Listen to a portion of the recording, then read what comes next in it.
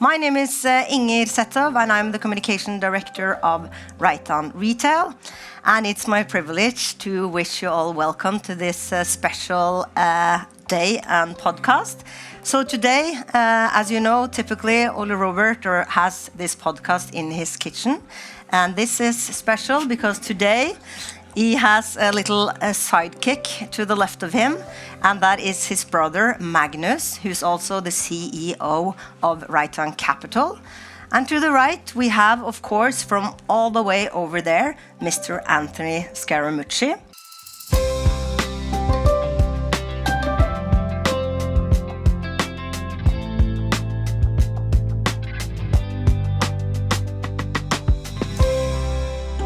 He is the managing director and founder of SkyBridge Capital. He's also the founder and chair of the world's biggest hedge fund conference, I believe, SALT. You've written 7 books, I think. But of course, are you going to mention that Trump fired me at some point? We'll come to that. It's coming up.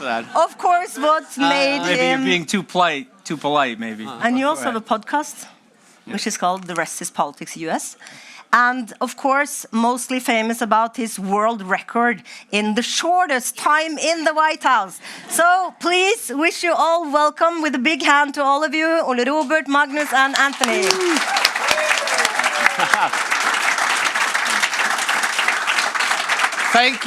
Thank you so much. This is a fantastic day. I think this is definitely the highlight of Hos Ole Robert so far. And the biggest kitchen I've been in so far as well. So this is fantastic. I hope everyone listens to the podcast also the rest of the year. But this is definitely special.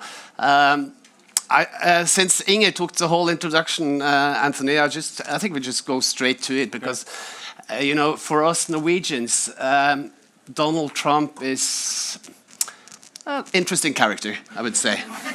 He's different from what we have been used to in rhetorics and in language and in politics and in strategies and everything. And it's not, for most of us, not very likable, I think. And you have a very, very impressive CV. You have a law degree from Harvard. You have been working at Goldman Sachs. You're a founder of a big hedge fund. You're a founder also of a big investor conference. You have a spotless CV in so many ways. So what happened? What happened when Donald Trump called you and you said, yes, of course, I want to work with communication for the Trump government? Well, I think if it's okay, I'll take a minute to go back a little bit because I think it'll be important to provide context. So I knew Mr. Trump, or we'll call him Mr. Trump because prior to him being president, for about 20 years. I had worked at CNBC, which is a television network in New York, and he was on NBC. He was on The Apprentice, which was the reality show related to business. And so we had a relationship. We went to baseball games together. We socialized. We bought some charity tables together. So I had a relationship with him.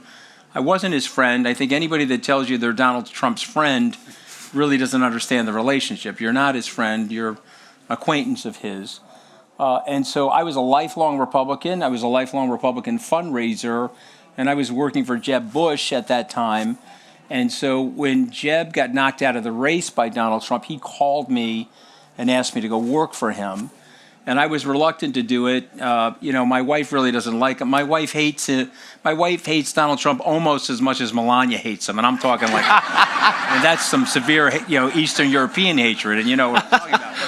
But in any event, she told me not to do it. I didn't listen to her. I would have did it. One of the biggest mistakes of my life. But I think it's important to understand I was a lifelong Republican. He won the nomination. None of us, including himself, didn't think he was going to win. But this is an important part of the story. I went with him to a fundraiser in New Mexico. And prior to the fundraiser, we went to this very big rally. And I was moved by this, and I'm going to explain why. I grew up in a blue-collar neighborhood. My father didn't go to college. My mother was actually a makeup artist, so we didn't see her on Saturdays because she was making up the bridal parties out on Long Island. But my dad worked with his hands. He was an hourly worker. And when I was in New Mexico with Mr. Trump, I got to meet people that were very much so like my father, but they had gone from where my dad was in the 1960s, what I would call economically aspirational. These very same people were now economically desperational. And I was talking with them, and one gentleman said to me, "Oh, Anthony, you think you're in New Mexico?" New Mexico, okay, that would be Mexico. That's where my factory moved. And I remember leaving there and getting back on Mr. Trump's plane and flying. We were flying to California. I got up on the internet, I looked up my dad's union, and I told Mr. Trump, I said, listen, my dad's wages, his 1976 wages in 2016 were down about 26% in terms of the purchasing power. Sure, the inflation was up, but his ability to have us live in the middle class or be in a small house, that was over for a family like mine. And so when you ask me about why I was drawn to him, because of the way I grew up, I thought at that time, I got it wrong, of course, but I thought at that time, okay, the establishment politicians in this country are missing. They've created this vacuum of advocacy for the people that I grew up with, and like or dislike him, he saw that. Now, unfortunately, he didn't do anything with it. If anything, he's actually harmed those people. He's made the situation worse, but that's what drew me to him. And so, I was famously or infamously in the White House for 11 days, but I worked with him for 9 months on the campaign. I did 71 campaign stops with him throughout the United States. When he won the election, which none of us thought he was going to win, he named me to the executive transition team. So I worked alongside of Jim Mattis and General Kelly to build that government. And by the way, I submit to you, and I don't say it because I was involved with it, but that government was a way better government and a way better cabinet structure than the one that he has now. We had a lot of very thoughtful people there that were blocking President Trump's real instincts. These imbecilic tariffs and things like that would have been imposed in 2018 if we didn't have those people around to prevent that from happening. We're going to come back to the 11 days, but I think... But it was a stupid decision. I do acknowledge that. And we're going to... I don't run from my mistakes. I try to own them. We're going to plan to wrap it up with the 11 days, because if we work towards the 11 days with a little bit of should we call it, ethical context, maybe, because Magnus, I want to ask you, what's your relationship to golf? Well, I love playing golf myself, and I have a professional golfer as a son. That was doing quite well. So yeah. So and he's doing very, very, very well at the moment.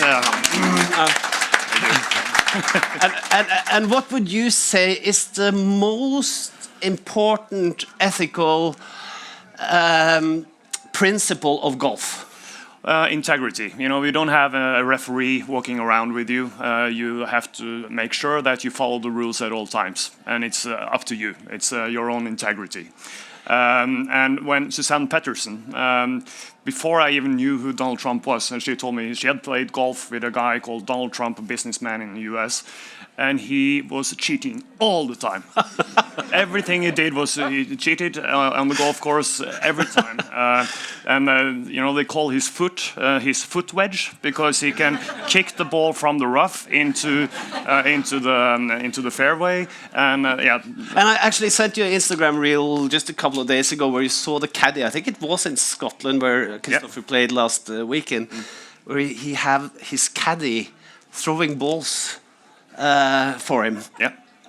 When he goes into the water, the ball is suddenly, magically, it's back in the rough. I think it's on the green. I don't think it's on the...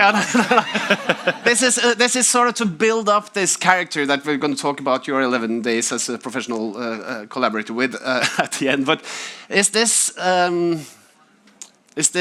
something that could tell us something about Donald Trump and his character, maybe? Well, I think that he's an interesting guy in the following respect. It's almost like a kaleidoscope. You can see that aperture, you look at him that way, and then you turn it a little bit, you see something different. Again, people can like this or dislike this. He has phenomenal political instincts. Phenomenal. If you're telling me that Bill Clinton didn't use the foot wedge when he played golf, I'm telling you he did. Okay? You may have liked Bill Clinton better, but most of these politicians in the United States have elements of dishonesty to their personality. He could be at the extreme. You know, Mark Esper is a very close friend of mine. He was our Secretary of Defense under Donald Trump.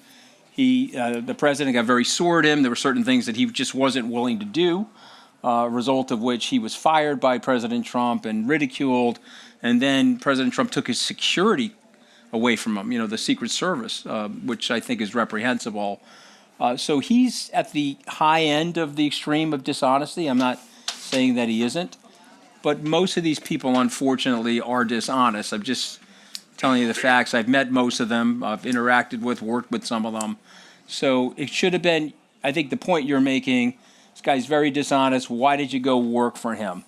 I think this is the big dilemma for the American people as well. If you give the American people two choices, they only have two choices. And then the question is, who are they going to choose in an election? And sometimes they're choosing the lesser of the two evils as opposed to somebody that they really like or somebody that they're willing to support. And I just want to remind everybody here that the best thing that Donald Trump has going for him are the Democrats. By far the best thing, because Hillary Clinton ran a disastrous campaign, disaster. There are swing states in the United States. I'm sure most of you are familiar with our electoral politics. Secretary Clinton did not go to Wisconsin after her convention. The Trump campaign, we were in Wisconsin 11 times. She went to Pennsylvania once. It was the evening before the vote started. Mr. Trump was in Pennsylvania 15 times after the early August convention. So the point I'm making is you got two choices. They're two, frankly, most of the time terrible choices, and they're two, frankly, most of the time people that are quite unethical. And so you're holding your nose to make the choice. One last point before I ask another question. I want you to think about this. The evening of the election in the United States, the evening of the election, on the 4th of November, the most searchable Google term in the United States was, did Joe Biden drop out? So I just want you to think about the general American public, how apathetic they are to the political system, how apathetic they are to the process. The evening before they're scheduled to vote, they're looking at their choices saying, wait, where's Biden? And they're typing into the phone, did Joe Biden drop out? And so it's not as informed a group as here in Norway or people like myself on Wall Street. And that's the complexity or sometimes the simplicity of America. You know, in our business, we tend to think that high business morals or high moral standards is good for business in the long run. But seeing, you know, his success in politics, is it fair to say that you know, bullying and ignoring moral standards is and bending the truth is probably the best way to succeed, also in business? Well, you know, we were having this conversation backstage, so I obviously don't believe that, and I think the most significant thing I can say about my ability to come back from that disastrous firing is, and I tell my children this, I have 5 of them, if you live with a level of integrity in your life, you'll always have opportunity. And so I didn't do anything wrong. I certainly didn't lie for him. And when I got fired, many of my friends on Wall Street or even political friends called me and said, okay, how can I help you out? What can I do for you? Some people even, frankly, put money in my fund as a gesture of support. And so I think you're right. If you have integrity, you're always going to have opportunity. But let's not be dishonest with history, because we like to see history as deterministic. We like to see the good guys beat the bad guys. But we know throughout history sometimes that happens and sometimes it doesn't. And so he's clearly a bad guy. I have broken from him. I broke from him 2.5, 3, maybe 2 years after I got fired. I thought it was important for me not to break from him right when I got fired. We were fighting in the White House. He fired me. I didn't want to look like a baby, so I didn't break from him then. But in August of 2019, I said he should not be the president, and I started to articulate why. And he shouldn't be the president. He doesn't have the ethical idea. He doesn't even like himself, much less like the American people. So he's just the wrong person in the job. But I'm saying something a little bit more ethereal. We're going to get the wrong people sometimes in the jobs. We don't want those people in those jobs, but we're going to get them. And one of the things about America, which I adored, is that we had a system in place which was very decentralized to protect us from bad people. But over the last 50 years, that system is frayed, and so now the Congress is really, particularly the Senate, is really in the pocket of the president, and so they're not doing their job checking him or checking the elements of his malevolence. Let's come back to the system and see if it's repairable in any way, because it's definitely, as we talked about backstage as well, the power of a bad president is definitely visible at the moment. The amount of power left with the president when you have the wrong president could be disastrous. But let's talk. We have a very good friend of the house called Thomas Seltzer. He makes very, very beautiful TV about America called UXA. He talked about inequality overall, and maybe the last election also for many people was a protest election as a result of humongous inequality in the United States at the moment. So, and Thomas Seltzer, he says that, you know, the white fences in the suburbs of America, all the romantic suburbs were painted the last time late 70s, beginning of the 80s, and they haven't been painted yet still since.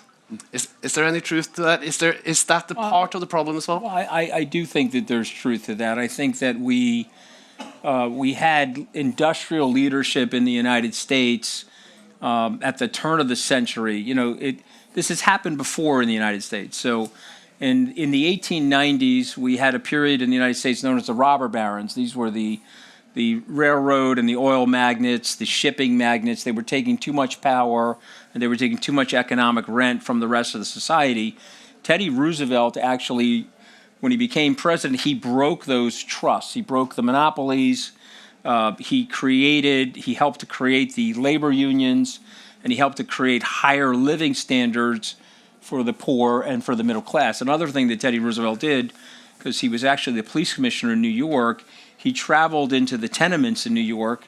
He said, okay, this is ridiculous. We can't have no building codes in New York. And so he forced all the developers to strengthen the foundations, put more steel in the buildings. We literally, at the turn of the century, the 1800s into the 1900s, we had tenements collapsing in the Lower East Side of Manhattan because the rich were taking advantage of the poor and not even creating the right building standards. So he fixed all of that, or tried to fix most of it, and then went to the industrialists like Edison, Henry Ford, Alfred P. Sloan, and said, listen, you got to take care of these workers. And Henry Ford said, okay, I'm going to pay the workers enough money so that they can afford the car that they're making in my factory. Moreover, I'm going to make sure that they have enough money that they can have a single-family house and they can have access to a good school system for their children. So this way, each family had some level of hope in the society. And, you know, he famously said, I don't want them descending upon my Dearborn, Michigan mansion with tiki torches and pitchforks rebelling against me while I'm enjoying myself. I want them to have secure economic lives and some level of hope in their lives. That got expanded upon at the end of the Second World War. The United States brought in the Great Society programs, more food for the poor, more health care security for the elderly. And then we did something called the GI Bill. I don't know if you guys would know what that is, but if you were in the American military, and most families had at least one family member in the American military, you got free college education if you came back to the United States. So you had poor Italian families where the dad was a Mason, but now the son went to war and he's becoming an accountant or a lawyer, or pick a family. And so this had a dramatic effect on painting those white picket fences. And so the neighborhood I grew up in, my dad was a crane operator. We had a small house, but a nice enough house. We had a sheetrock installer next to us. We had a landscaper. It was a very vibrant blue-collar neighborhood. But every parent in that neighborhood said, you know what? My kids, one or two of them, maybe all of them, are going to grow up and live the American dream. They're going to move from the neighborhood they're in now into something bigger or something larger. And I certainly did that. But where my heart breaks now for the country is the leadership in the country over the last 30 years has grown indifferent to those people. They used to care for those people. In fact, the Democrats, the people that are now voting for Donald Trump, their grandparents voted for Lyndon Johnson or Jack Kennedy, or their great-grandparents voted for Franklin Roosevelt, but they're now voting for Donald Trump because it's an expression of anger more than it's an expression of hope. Trump is like an orange wrecking ball. Those people are saying to themselves, you know what? You're not taking care of me. You're not taking care of my family. Okay, I would like to hire somebody to hurt you. You see, this is the populist movement in the United States, and this is why he's so powerful. He can commit all types of sins. It's not just kicking the golf ball around. I mean, you could just list all of the major things that he's done, but those people are with him. Trump famously said, hey, I could shoot somebody on Fifth Avenue, and they'll stay with me. And the reason is they're angry.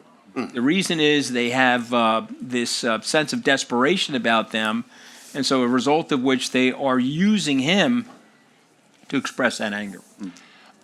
If we talk about truth, just for a minute, I think it was Lenin that established Pravda as a result of the Russian Revolution, and now we have truth social. Pravda means truth in Russian. I think it was Hitler that started to talk about Lügenpresse, lying press, or fake news as they call it now. Yeah. Is there and it gives me the chills actually. If you see the red or blue line from Lenin through Hitler to what's happening right now, is that overrated or? Well, not to me. So I have a podcast. It comes out of the United Kingdom. My podcast co-host, Caddy Kay, is a British journalist. And Dominic Sambrook, who does The Rest is History, is part of our podcast family. When I call Trump a fascist, they get very mad at me. They say that that's the wrong delineation. You can't call him a fascist. That's reserved for people like Hitler and Mussolini. But when you go down the list, as Robert is pointing out, when you go down the list, the us versus them, the demolition of the free press, to your point, and constructing the propaganda of something that isn't true, but is explaining it like it is true. The scapegoating that's happening now in the society, maybe it was Jews in Germany, but it's sort of African Americans and Latino Americans in our society. And if you go down the list, there's a great book by Lawrence Rees called The Nazi Mind. It was written a few months back, and I interviewed him on my other podcast. And if you just read his table of contents,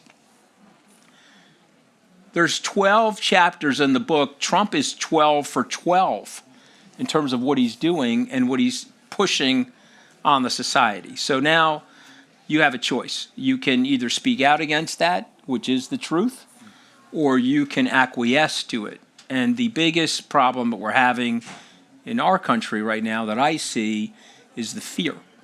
Because one of the things that these people do is they create lots of intimidation to silence you and to put you in a fear-based position where people are like, well, I'm going to let this slide because I've got to protect my family, and they start to make this equivocation. I can't do that because I once worked for him and I helped him. So I now have a moral responsibility to speak out against him and explain what he did. Moreover, I'm named after my uncle Anthony was on Normandy Beach on the 6th of June, 1944. My uncle Salvatore fought in the Battle of the Bulge. These guys were brave enough to take a stand against fascism in the 1940s in harm's way. My uncle was actually a Purple Heart recipient. He was wounded. He got off the beach safely, but he was wounded a couple days later in a battle in a small town in France on the way to Paris. And by the way, think of these personalities. He was in a field hospital for 3 months, healed himself up, refused to be discharged, and fought in the Battle of the Bulge. So if those people who are in my family could do that, I can certainly use my mind and my energy and my words to speak up against what I think is fascist behavior. But many people in the UK would say, oh, no, you can't call him a fascist. It's too extreme of a term. But I submit to you that it is fascist behavior, and I think it's incredibly dangerous. And good people's silence enables this type of behavior. There's 50% of my country. There's even people that have voted for Donald Trump that think this is terrible what he's doing. They have to speak up. And so it's important for people like me to show them the way to do that. You have to speak up, and you have to bring people out. Particularly what he's doing in Washington, guys. I don't know if you're watching this. He's going to bring the National Guard into Washington now, and he's going to militarize the city. I can't tell you how dangerous that is from a perspective. Because once he militarizes the city, how are we going to get him to leave the city? Okay, see what he's doing? I know what he's doing because I know the son of a bitch. But Anthony, you know, if you look Sorry at about that. I was some trying to stay out of character, not throw a few curse words around. Sorry. Because this is interesting. Because sometimes you see TV pictures from North Korea with excited crowd. They clap like this. You know, you've seen it many times. It's like puppies. They clap like this. And then you now see Republicans clapping more or less in the same way because this must be, this is intelligent people. They have been working in politics their whole lives. They've built their career on that. They are sound and good Americans and good Republicans. And they act like North Koreans, clapping their hands off for a guy that's lying constantly.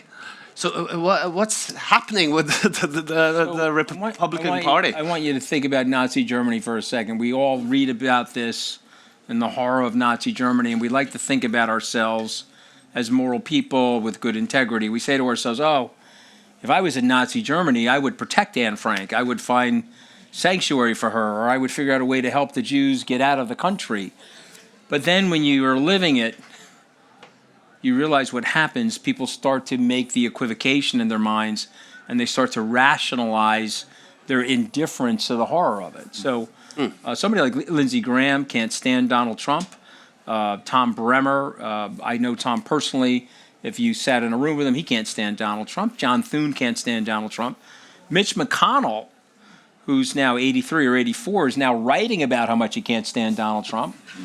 And yet they all fall in line for Donald Trump. Why are they doing that? And this has to do with selfishness.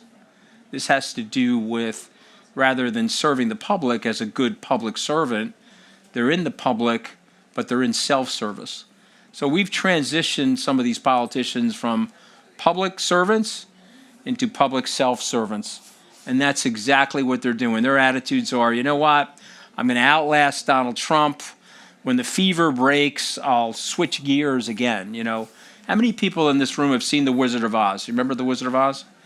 Okay, there's a great scene in The Wizard of Oz where the water accidentally hits the witch, and she starts melting. Do you remember what the guards all did? They looked at Robert.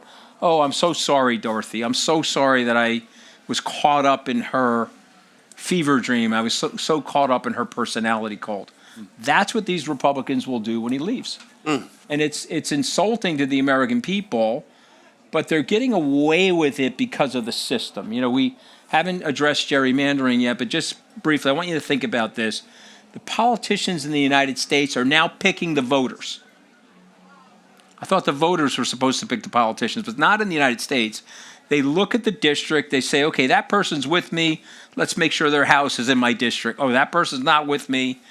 These districts, when I was a kid, they looked like geometric shapes that you could recognize from your middle school geometry. They now look like jigsaw puzzles. And so this empowers the politician because they think about this. The American Congress to the American people has a 14% approval rating. That's like slightly above the North Korean dictator that Robert just mentioned. And yet they have a 95% incumbent reelection rate. So it's like if we opened up a restaurant and I'm a really bad chef and you guys are giving me bad Yelp ratings, but nobody's firing me. They stay in the Congress. They passed a spending bill 2 weeks ago. 38% of the Americans were for the bill. They passed it anyway. Why? They don't care. The lobbyists paid them to do it. They're currying favor for themselves. They're enriching themselves and their families. They took 17 million people. Let me repeat that. They took 17 million people off the healthcare system to pass that bill. They gave a tax cut to the wealthy, and they hurt the poor. And so let me give you the average numbers. If you're making $1 million a year in the United States, you got a $7,000 benefit. If you're making $50,000 or less, you got a $700 cut to your benefits package. That's what they did in the United States, and they did it very bald-faced. 62% of the people said, please don't do it, but these guys don't care anymore. They're in a bad loop that's hurting the country. And so we have to break that loop. We need more entrepreneurial politicians to explain to the American people what they're actually doing. But then we need institutional change, because one thing I can predict, guys, is that you're going to have good and bad people in politics. Just like you're going to have good and bad people in business or good and bad neighbors, you're not going to be able to, we're going to wait out Trump. He's a really bad guy. The next person, he or she, is going to be a really good person. It's not enough. You have to reform the system to protect the people from the good and the bad. And we're not doing that anymore, and that's why the country's starting to hurt, and that's why there's a much bigger separation between the wealthy and the poor in the country. And listen, I have seen both sides of this. I didn't tell Robert or Magnus this, but like one of my core memories as a kid, I was 8 years old. It was March of 1972. And I used to walk to school. Our house was close to the school. When I opened the side door to the house to come home, my grandmother and my mother were ecstatic. They were very, very happy. I remember this like it was yesterday. And I didn't really understand why. But it turned out that a washer and dryer was delivered into the unfinished basement of our house. And so this was the first time in my grandmother's life, she was probably 65 at the time, where she didn't have to go to the local laundromat and carry the laundry to the local laundromat to do the laundry. They finally had saved up enough money to have it in the house. So I have seen the whole thing. I have seen the story of America from blue-collar immigrants coming to America, working with their hands, going to Tufts and Harvard Law School, the salons of the wealthy, the White House. I've seen the whole spectrum. So I can identify with both sides, and I can tell you that we're in very sore need of institutional reform. Do you think the American dream is still alive? Do you think that if you were born 30 years later or even today, that you would have succeeded the way you have? Well, the short answer is no. It would have been impossible to have succeeded the way I have, because the school system in the area is not as good as it once was. The area is a little bit more frayed. The picket fences are unpainted, to use Robert's metaphor. So it would have been way harder, Magnus. Is it dead? I would say no, it's not dead, because it's an interesting country. The country is very adaptive. You will find about this country is that it adapts itself very quickly. The dynamism of the American people is still there. It's immigrants, it's risk takers from Norway and Italy and Ireland.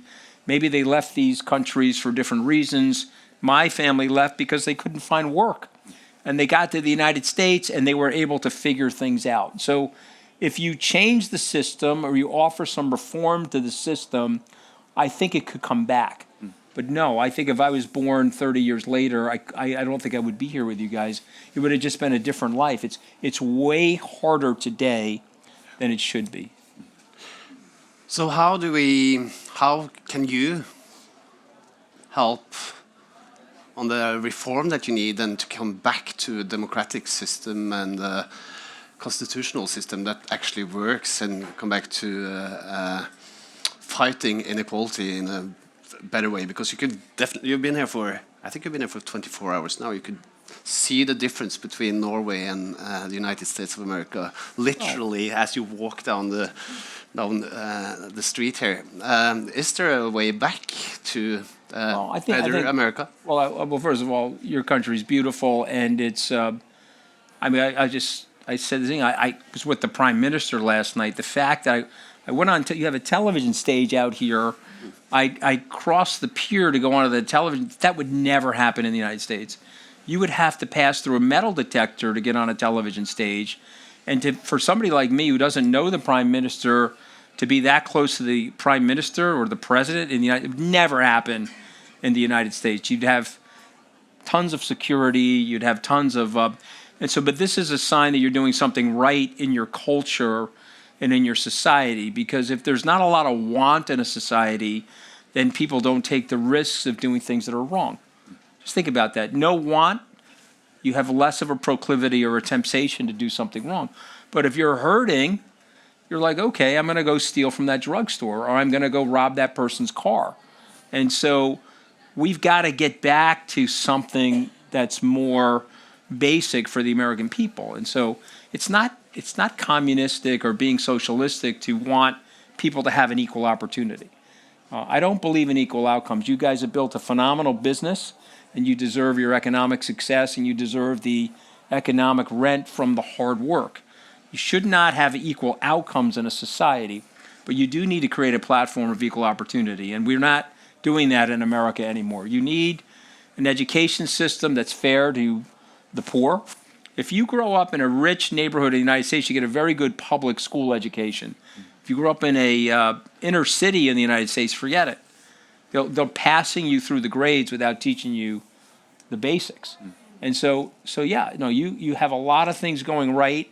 It's a unique country, though, a population of 5 million, certain part of the world. You've got great natural resources that you're drawing upon, and you have a culture where you understand that there's a need for some level of collectivism to make everybody safe and to make everybody happy. That's never going to be the United States. The United States is risk-taking immigrants that arrive penniless, that are, they're gambling. They're pushing themselves. They're taking risks. They're throwing the ball. And so you can't expect that from the United States, but there are things that we could do that could create the necessary reform. One of the first things would be to end the gerrymandering. Because if you ended the gerrymandering, you would force the politicians back into the middle. Remember, these campaigns are marketing competitions, and they're just seeking the measure, and they're seeking the policy that's going to please the most amount of people in their district. And so if you mix the districts with Republicans and Democrats, guess what happens? They have to start to get into the middle, and they have to start being more moderate. Can I talk about Citizens United? Is that okay? Definitely. Okay, so there's an obscure Supreme Court decision that you may not be familiar with here. But in January of 2010, there was a Supreme Court decision called Citizens United.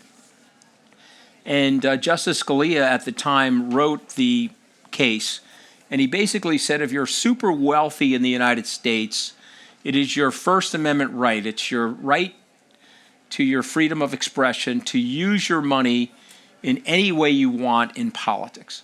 And so let's say I'm worth $10 billion and I believe in a candidate. I could take $1 billion and put it towards that candidate's potential success. And if you think about it, this is what Elon Musk did in November of last year. He spent over $390 million helping Donald Trump in some of those swing states. Prior to Citizens United, we had certain restrictions in the society as it related to our campaign donations and what we could spend on. And I submit to everybody in this room, this has created a separate but equal democratic system in the country.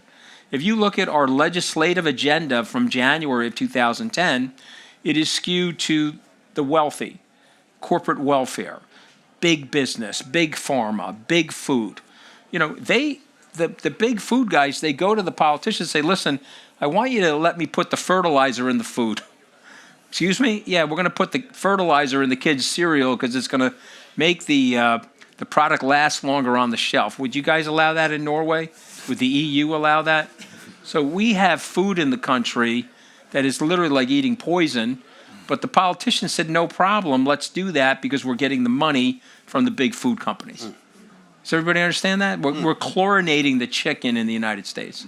You guys chlorinate your chicken? I don't think you guys do that. No. And so, but we allow that. This all came from this Supreme Court case called Citizens United. So there are things you could do. You could end Citizens United. You could end the gerrymandering. You could create what I'm calling a platform of equal opportunity where you're making sure the areas of the country that are indigent have certain services. We're doing the very opposite of that right now, though. We've told people we're going to take your Medicaid away. 17 million people are now coming off of Medicaid. And then the rural hospitals, there's a rule in the United States, if you walk into a hospital, it's the ethical obligation of the hospital and the attending official to take care of you. It could be a broken leg, even a sore throat. If you come into the emergency room, they have an obligation. So the rural hospitals went to the Trump administration and said, you're going to knock us out of business. You're taking 17 million people off of Medicaid, which is an easier, more economically efficient way to distribute the health care, and you're going to force them into the emergency rooms when they're sick, which is the most expensive way to treat somebody. So you know what the Trump administration did? They said, okay, no problem. We're going to give each of these rural hospitals some money to protect them. It was cheaper for them to do that because we want to give the tax breaks to our friends who are the very wealthy. Now, I can tell you that does not work in a society, okay? I don't think there's one person here in Norway that wants to live in a barbed-wired McMansion with a security perimeter while your fellow neighbors are suffering. I don't think there's one person I could find in Norway that said, yeah, that works for me. But there is an indifference now from some of these very wealthy people. And again, to provide historical context, this happened in the United States in the 1890s, and you needed some tough politicians to come in to break that up and to make it more fair. So it's not something that hasn't happened before, but it's going to require a certain type of leadership to break this. Magnus is. I was hoping that this would be vodka after saying all that, but I think it's just still water. That's for the dinner after, Anthony. We're going to have a vodka for dinner. We'll be doing vodka shots after Russian this conversation. vodka for dinner. I was going to tell you that Magnus is my little brother, 3 years younger. And he is... Is he better than you at golf? And this is the point. Yeah, okay. This is the point. He's better than me at everything. He was that true? He was better in school. You don't know. Oh, Martha says it's true. I believe her. No, he was better than me at school. He was better in music. He was better in sports. He was more or less better than me in everything. And I take the full credit for everything. And that's because I was a great idol. And a fantastic benchmark. I was 3.5 years older. I was always... Magnus, I'm going to introduce you to my older brother. Okay? They can hang out together. Yeah, so super idol, of course, for Magnus. And we're always... It was just to move us forward, because the next... You were going to say I'm joking, but they all know that you weren't joking. No. They all know. I'm not joking. I know. We like to set a good example. That's what we like to do. We like to set a good example as big brothers, as a CEO of a company or a manager of a cycling team or whatever. Cycling champion is over there. We like to set a good example. And Donald Trump he isn't setting a good example for us how to interact, is he? Because he's the master of insult. I don't know any cultural person in America right now that he actually likes. Every time a musician or an actor or someone criticizes him for something, he calls them people without talent, overrated Bruce Springsteen, or... so he's sort of... he's called me a major loser. I don't know. Yeah. That was probably true, though. Oh, yeah. But is you want your ex-girlfriends talking about you, though. Don't forget that, okay? 80 million people thinks it's okay to have a president that is constantly insulting and dividing people into groups, calling names, so on and so forth. You know where I'm going. Is this now a part of the American culture to be insulting? Well, I think that it's... Well, let me put it this way. If we were kids and we were in school, we said, well, character is destiny, and if you have good character, good things will happen to you. Trump is the reverse of that. So good things have happened to him. He's risen to the American presidency, breaking all the rules and being immoral and being very divisive. And so that I think is very bad for our culture because it's teaching young people, oh, well, the president does this and the president does that, so therefore that provides space for me to do it. So that's very, very bad. But I think it's a little unfair to say that the 80 million people accept it, because I talk to the 80 million people. I'm in the street spending time with them, and I think the messaging is a little different. I hate that part of him, but I also hate the establishment. I hate that part of him, but I don't have a job, and the people are not helping me get a job, and so he's smashing into the people that I feel are not helping me. I think it's important to differentiate what's going on. Moreover, again, what I said earlier is true. The best thing Trump has going for him are the Democrats, because if they had he has very low level approval ratings. He's at a 38% approval rating right now. He typically polls below 50%. He got to 50% during the election and won the popular vote primarily because they didn't field a great candidate. Now, I like Vice President Harris. I worked with her on her debate prep. I was with her the night of the debate. I worked with her and Gavin Newsom after the debate. But unfortunately, she just wasn't the right candidate, and they only gave her 107 days to beat. You're not going to like this, but let me just tell you who he is. He's the most famous person in the world. He's definitely the most famous politician. So you put a woman who was the vice president that had a 71% name recognition in the country against a person that had a 100% name recognition. And so you made it impossible for her. But if Newsom had ran against her or somebody else had ran, and they went through a formal Democratic primary process and they built a war chest. Remember, Harris came into the race late July, and she had to use Joe Biden's team. Her field operation wasn't in California, her home state, but it was in the state of Delaware where Joe Biden was from. It was, if you said, okay, how am I going to create an impossible situation for somebody?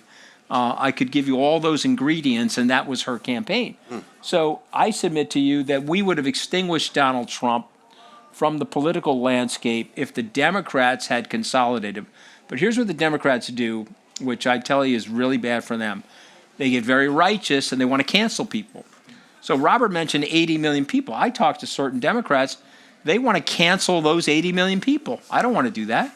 I want to bring those 80 million people back into the mainstream and back into the family of America. We can't cancel 80 million people any more than you could cancel the Nazi Party at the end of the Second World War. You know what Hitler's approval rating was in April of 1945? He had a 42% approval rating. The entire country was destroyed. Okay, 60 million people dead as a result of his antics in the Second World War. He still had a 42% approval rating. Do you know what the United States had to do at the end of the Second World War? We hired the SS. Why did we hire the SS? We had to pay them to police keep the area. You know, should we have hired the SS? People would look at that and say morally that was a bereft thing to do. But from a practical point of view, Eisenhower knew if he didn't do that, he wasn't going to stabilize the area. These things can't be overly morally righteous. They have to be elements of practicality to them. The Democrats are like, hey, I was helping Harris. The hard left told her, I don't want Anthony on the campaign plane. And Harris said, well, why don't you want him on the campaign plane? He's trying to help us. He once worked for Donald Trump. And so he's canceled to us. We don't want him on the plane. Okay, that's fine. But if you do that, you're not going to create the coalition necessary to beat somebody that has the force, the political force of Donald Trump. We are going back to where we started with the famous 11 days in the White House. Take us through it minute by minute. I guess it must have been a circus. We've got 11 minutes left. Yeah, it's 1 minute for each day. You couldn't have been that surprised because you knew him very well already. Here's what I'll say, and if you remember only one thing that I've said today, this is the thing I would like you to remember. I made that decision based on my pride and my ego. So, and I will tell you that when you make decisions based on your pride and your ego, you usually make a disastrous decision. You got to get your ego and your pride out of things. You know, I had grown up in a blue-collar family, lots of pride there. I went to Tufts, Harvard, all those places, and now I have a chance to work for the American president. And my wife said, well, yeah, but he's batshit crazy, and you shouldn't go work for him. He's going to really hurt you. But I didn't listen to her because I had my pride going, and I had my ego. And so if you only remember one thing I say today, I say this in a very heartfelt way because, you know, your podcast, a lot of young listeners listen to it. Take a moment, take your pride and ego out of your decision-making, whether it's investing, your personal relationships. You know, people don't remember this, but on the 31st of July, 2017, my wife had filed for divorce on me. Not that it wasn't deserved. She's half Norwegian and she's half Italian, so she can beat the shit out of me in hot and cold weather. Okay, but I do love her, and she filed for divorce on me. I missed the birth of my son. Okay, people don't remember this, but my son James is now 8 years old. He was born on the 21st of July. It was a Monday, and I was with Donald Trump at a Boy Scouts convention in northeastern West Virginia. Very obscure place.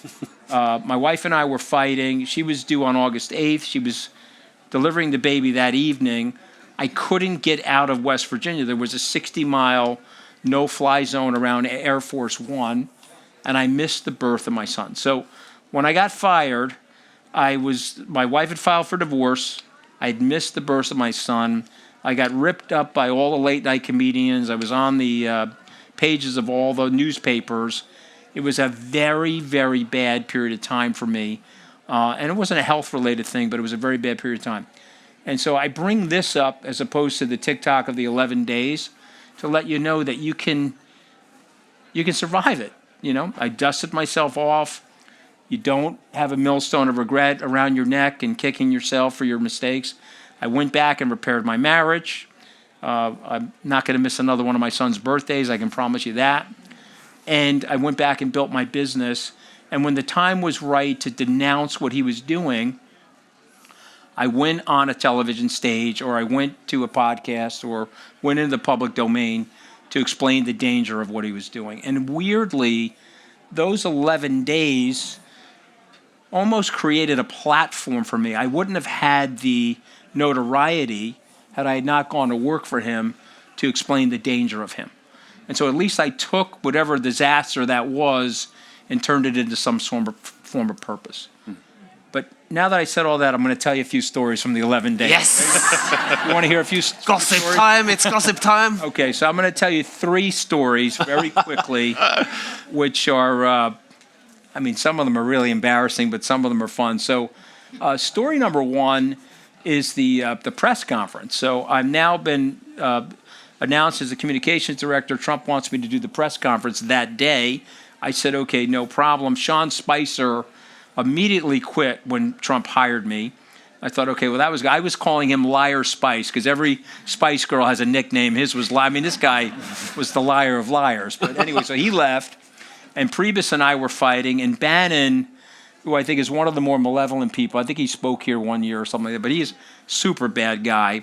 So the goal was to try to get those guys out of the White House as well. And I'm in the Oval Office. It's Friday morning, 10 a.m., and we're sitting there with Trump, and Trump brings the staff secretary in, and he tells the staff secretary that I'm going to report directly to him outside of the connectivity to the chief of staff. So that was a very, very bad moment for the chief of staff. And if you look up a picture of me and Reince Priebus, we're literally staring at each other like it was a Western showdown, like a shootout at the OK Corral. Okay, that's story number 1. Story number 2, I'm on Air Force One with Trump. We're flying to Youngstown, Ohio. And I walk into the president's office, and I'm sitting there with him. He's a germaphobe, if you didn't know this about him. And I have a little bit of a hoarseness going on. And he's looking at me, and he's saying, "Are you okay?" I said, "Yeah, I'm totally fine. I'm sensing a little hoarseness in your voice." Right? He's pressing buttons and so forth. And so the the attending White House physician comes into the room. He says, "Something's wrong with Anthony, go fix him." And I'm like, there's absolutely nothing wrong with me. So now I'm walking down the corridor of Air Force One, and I didn't even know this, but maybe you guys know. There's a huge hospital bay on Air Force One. Lyndon Johnson, after John Kennedy was assassinated, he put a hospital bay. He made a requisition that all the planes would have a hospital. There's a refrigeration unit for the president's blood type, and there's an attending physician, a surgeon, and 2 nurses in the hospital bay at all times. So I walk in there, and the attending physician says, "Open your mouth." I open my mouth. He then says, "Pull down your pants." I said, "Pull down my pants? I'm here for a sore throat. I don't want a proctology." And he looks at me, no, pull down your pants. And so, guys, I just want to let you know, I had my ass hanging out in the hospital as we were flying, and he put 2 shots into my ass. One was penicillin, because he thought I may have had a strep throat, and the other one was like a cortisone shot to reduce the inflammation of my vocal cords. And he said, "Okay, now I can tell the president you're okay." Walked back down the corridor. He opened the door of the office. He says, he's fine. But there I was on probably the most powerful person in the world's plane with my ass hanging out in the infirmary. Okay. This is the strangest Mile High club I've ever heard of. Not a club you want to be in. That other one I want to make a bet you probably have been in, but we'll talk about that later. All right, the last quick story is the day that I knew I was getting fired, and I'll tell you that story. I was in the cabinet room, and it was Friday morning, and the president was in a little bit of a bad mood. We were flying up to Long Island to talk about the MS-13 gangs on Long Island. You know, I'm from Long Island, so I was going to take the weekend off and go back to Long Island, fly on the plane with them. And it was that morning, and the Congress had just passed a sanctions bill against the Russians for election interference. And Mitch McConnell, the Senate Majority Leader, Paul Ryan are on President Trump's team. They're both Republicans. And so they passed the bill. Trump wants to veto the bill. And I'm in the cabinet room with a few of the cabinet officials. And I did something that I used to do on the campaign that I should not have done. I talked to him very straight. You know, when Trump was on the campaign, it was a lot easier to talk to him. It was more of a collaboration. When he became president, it was a little bit more brittle. He was a little bit more standoffish, and he sort of demanded your yes man status of him, if you will. And I looked at him and I said, "You got to sign that bill." And he looked at me and said, "What do you mean I have to sign that bill? I don't have to sign that bill. I'm the president of the United States." I said, "Well, let me tell you something. If you don't sign the bill, you're 6 months into the job. They're going to pick up the phone and call Schumer, and they're going to embarrass you, and they're going to get the 17 votes necessary to override your veto." He looked at me, he said, "They can't do that. I'm the president." Okay, guys, that's 8th grade social studies in the United States. And it's not even constitutional law, okay? I looked at him, I said, "Well, they can do that." He didn't believe me. He picked up the phone. He called the White House counsel. "Can they veto my bill?" And this poor son of a bitch, he was such a nervous guy. He said, "Oh, do you want me to bring the Constitution?" "No, I don't want you to bring the Constitution. Can they veto the bill or not? Can they override the veto?" And he said yes. He hung up the phone. He looked at me. He didn't say anything. 2 hours later, he signed that into legislation because he knew I was right. But then he told Jared Kushner that I had embarrassed him in the cabinet room. And Kushner said, "You know, you're probably going to lose your job." You can't tell him something. Think about how insecure he is. You can't tell him something that he doesn't know, and especially if you do it in front of other people. And he said that I embarrassed him. And then can I tell everybody how I got fired, how I knew I was fired? Definitely. Okay, so on Monday morning, you're issued this like White House bat phone. It's like an Apple phone, but it's got all this extra encryption on it so that no spies can attack you. This is, fortunately, Pete Hegseth doesn't know how to use his phone, obviously. But anyway, I had the phone, and I turned the phone on to, check my emails, and there was nothing coming into the phone. And then I tried to send an email, and there was nothing going out of the phone. And then I tried to make a phone call. I said, holy shit, I'm getting fired. So they had cut my air supply at 6 a.m. So I got fired at 9:30. General Kelly fired me. I'm going to check my emails. Yeah. Yours is still working. You run the company. You're gonna. But anyway, I got fired at 9:30, and General Kelly was a total gentleman. We're very close friends. He said, "Listen, I got to fire you because Trump wants you out of here." He goes, I would keep you because we're friends. I had actually traveled to Iraq and Afghanistan on troop support missions with General Kelly and Jim Mattis, so I knew those guys well.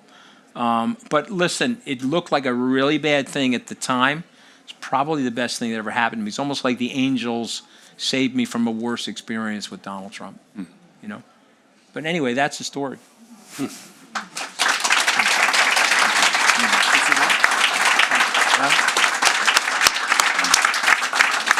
So, as my sidekick, Magnus, do you want to wrap it up? Is there hope for the United States of America after 1 hour of lecture? Yeah, I asked Anthony that before we went in here. Is there any hope that this might, change and get back to normal again? And Anthony you said there is hope. No question. Yeah. But we have to stop the madness first, I guess. Just remember, we think about things very linearly. We're biologically designed for that. We're living inside a piece of machinery that hasn't had a software upgrade in 50,000 years. The phone went from iPhone 1 to iPhone 16, but not us. We're thinking the same way we did as ancient Rome or the Vikings. We have the same mechanisms, and we think linearly, but the world happens around us exponentially. So, in the 1840s, Thomas Malthus said we're going to run out of food. Population's growing too quickly, and we're going to starve ourselves. But he left out irrigation and vertical farming and better fertilization and all the great technologies. I'm old enough to remember peak oil theory. I don't know if anybody here would remember that, but I was told in the mid-'80s we were running out of oil globally. But what do? More offshore rigs, better efficiency for our automobiles and our airplane engines and so forth. And so technology moves exponentially while we're thinking about things linearly. I think that's the same thing, and especially a place like America. I do think there's enough concerned people. Don't mistake silence for apathy. There's a lot of people that I'm talking to at very, very senior levels around the country that are looking for ways to fix this. And so I remain optimistic. But then again, I'm too short to see the glass anything other than it. looks full to me from this angle. Magnus, Anthony, everybody, thank you so much very much for coming to my kitchen. Great audience. Thank you so much, everyone.